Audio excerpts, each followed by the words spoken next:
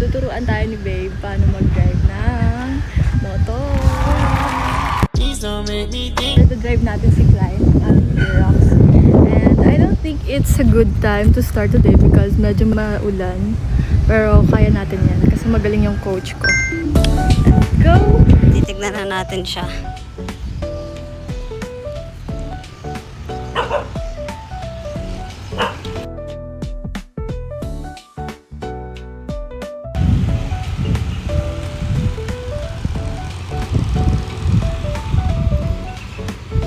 Ganda. Runong ka na.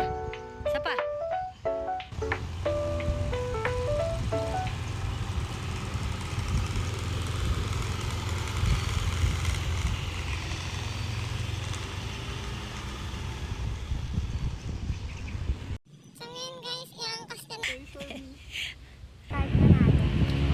Yes. Start na nga. And medyo madulas yung daan, kaya double A. Slippery road. Unang banat, semplang agad. Wag.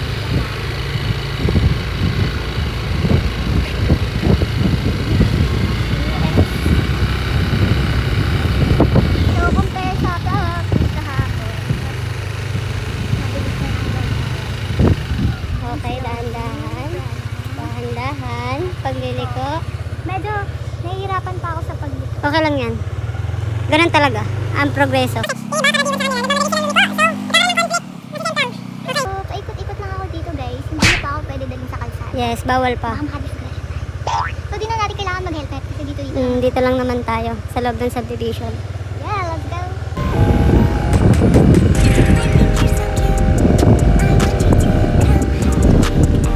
And no pressure.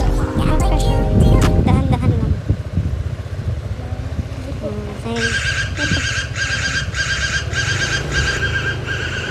Mag-alam yung kapitbahay. Okay, go. Okay, tapos dito tayo sa left. Left.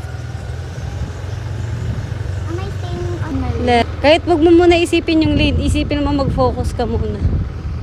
Yan, wow. Making a lot of progress. Oh, let's go.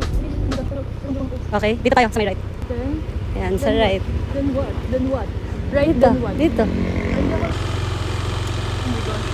Pataas dyan, baby. Kita na ba yun, guys? Going to do the roundabout. Pasin mo siya. Pasin mo siya. Kaya hindi ikot na. Let's go. Wait. Nahulog ako. Ayos ba? Ayos. Ay, nako. And this? Mag-outro. Wow, ang galing. Naangkas niya ako, guys. Yes. Yay. Clap, clap. So, yun guys. Tapos na tayo mag-practice ng motor. And hopefully matutunan ko siya within 1 week. So, dito na to actually. Ngayon lang namin naisipan namin na i-video. And dahil magaling naman yung coach ko, ayun, nakailang ikot na kami dito. Hopefully, wala kaming mabanggang bahay. Coach, thank you coach ha. Ang galing mo magturo. Iba ka. Pogi.